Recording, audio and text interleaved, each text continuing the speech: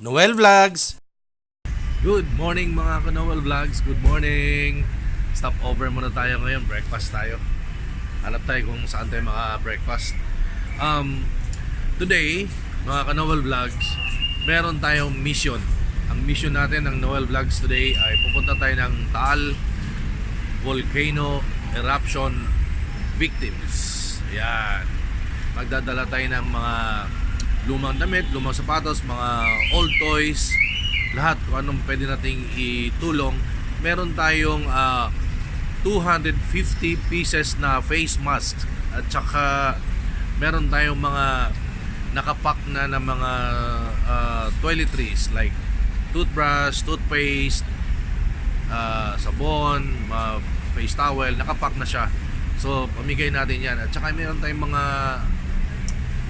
10 boxes of old clothes, tsaka iba pa. Marami tayong dadalhin doon ngayon. Para to sa, alam mo, sobrang, nung napanood ko, sobrang naawa ko. At so ito na po sa trunk ang mga old clothes at iba pa. So dami yan, 10 karton yan, dadalhin natin doon. Sapatos, damit, pambata, pangmatanda, lahat. Kompleto yan mga KnowWell Vlogs. Punta tayo sa Taal Volcano Eruption victims. Malayo yung biyahe natin ngayon. Breakfast muna tayo. Dala tayo ng mga goods para sa tulong sa Taal Volcano Eruption victims. Breakfast. Good morning, Ate. It's like matcha. Coffee.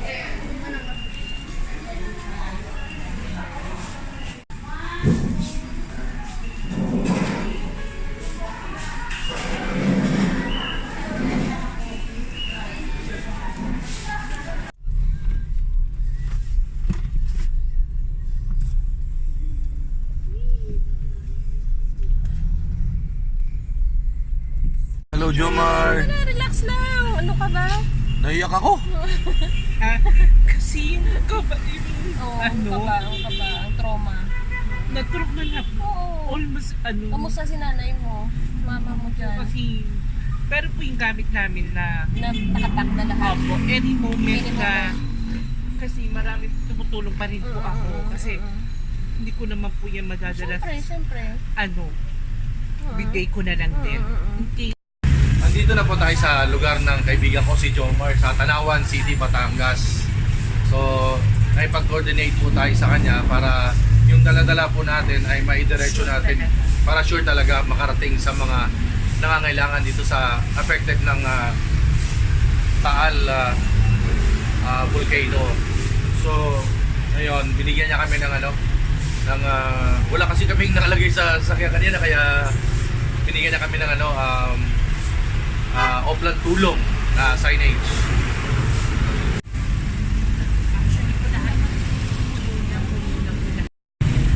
Si Jomar nakilala namin sa Thailand before yun na pumunta kami. Taga Tanawan, Batangas siya.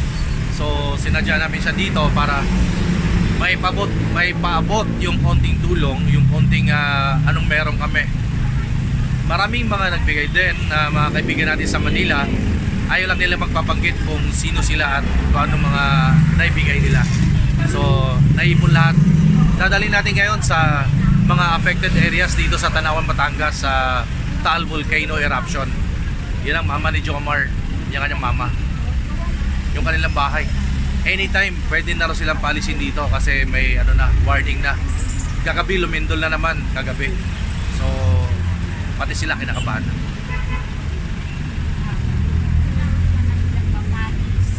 Tapos may isa pa po. Nagpapanis.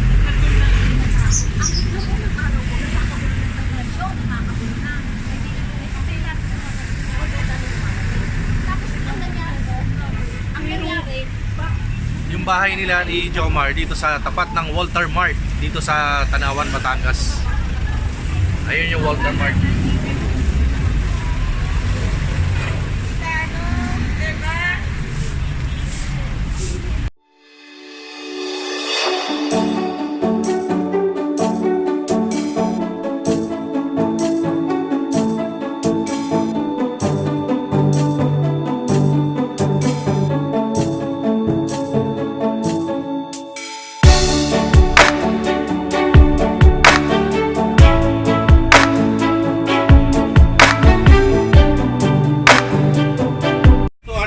kompleto na ito. May toothpaste, may toothbrush.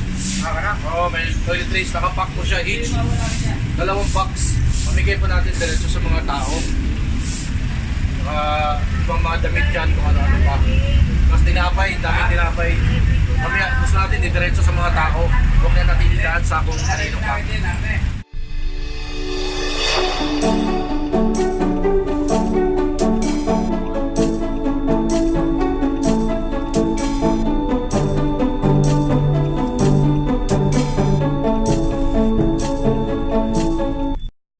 Andito na po tayo sa Tanawan City National High School, yung drop-off point ng mga lahat ng relief goods.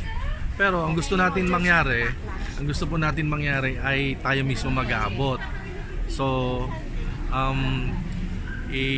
kailangan po natin pumirma doon para katunayan na nagdala tayo dito at dalhin natin doon sa mismong sa mga tao.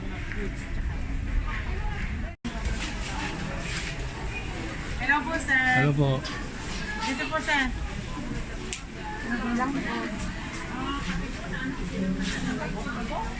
Sir, papareceive lang po kami para katunayan Okay po po. kayo po ay... Dito na tayo sa parang stock room ng evacuation center.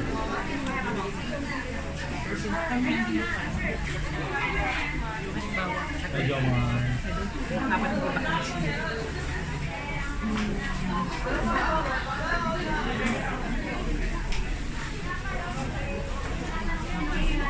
Grabe, nakakaawa dito sa sobrang sitwasyon.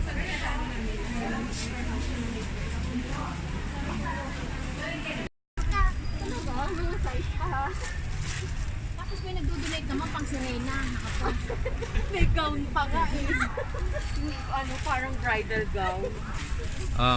Nagpakuha lang sila ng table para kung saan tayo upo at mamimigay. Kasi gusto natin direkta na natin ibigay sa kanila. Kasi kamukha no, nakatambak, sinisegregate pa para sa mga tao. Pero tayo gusto natin diretso na sa mga tao. Wala tayong kinapay. Yun yung sitwasyon. Kawawa yung mga kababayan natin. Maski pa paano, kung meron tayong sobra na itabi, dali natin dito. Ito na po.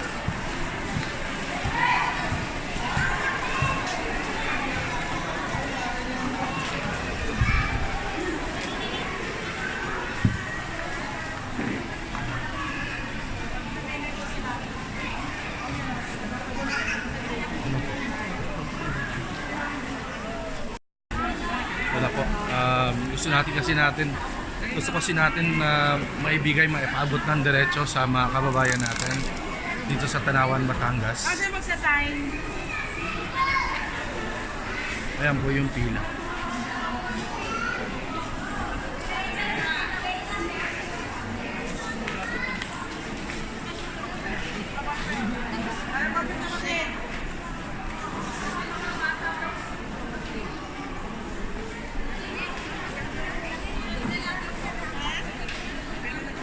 Sinadya natin dito from Quezon City. Gusto po kasi natin may diretso sa mga kababayan natin. Sobrang naiyak ako. Nawa ako. Nung kasagsagan nangyari, gusto ko na pumunta kaya lang hintay ko walang pasok sa school yung mga anak ko.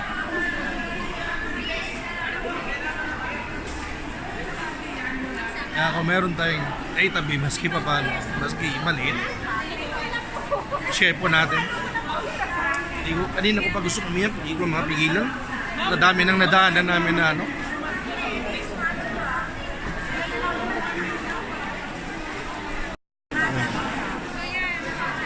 Si Jomar, taga Tanawan. Pinuntahan namin siya kasi naalala ko siya palagi. May magalala, malilinis lahat po yan. Nakakabangon din kayo. Yan po yung mga kababayan natin dito sa Tanawan, Batangas. Gusto natin kasi paabot ng diretso.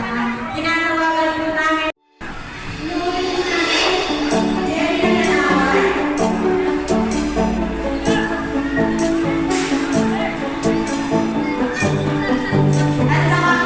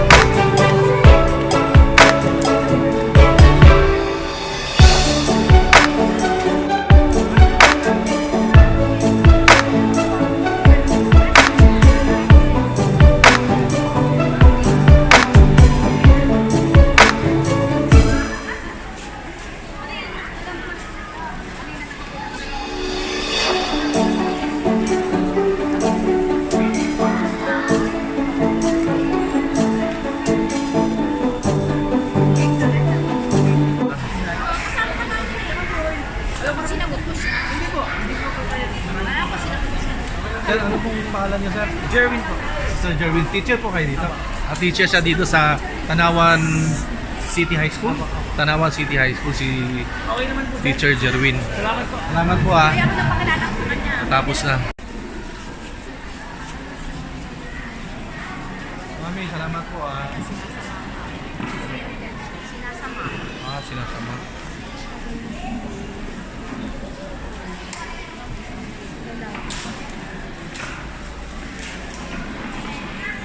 Yung isa dinala dito parang i-check kasi parang masama na yung pakiramdam na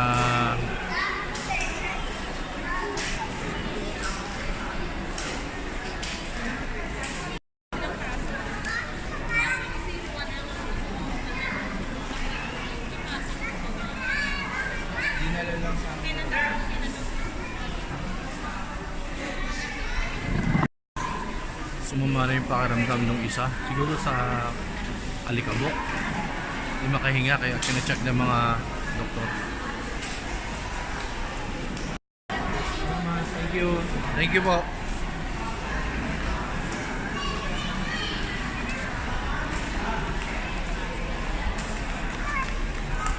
So, kumusta naman kayo, Jomar?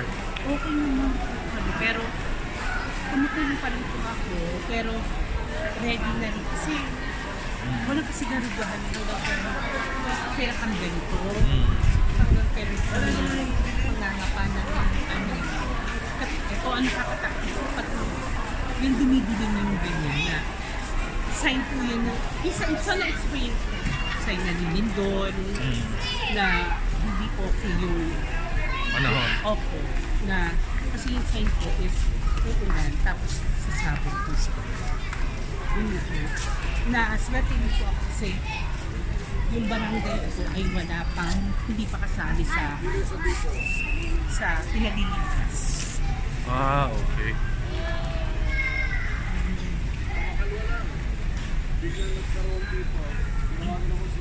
Pero laban lang talaga. Yun lang po ang kadasal. Salamat, Jomar ah. Salamat. Dasal lang kapatid. Thank you. Salamat po. Maraming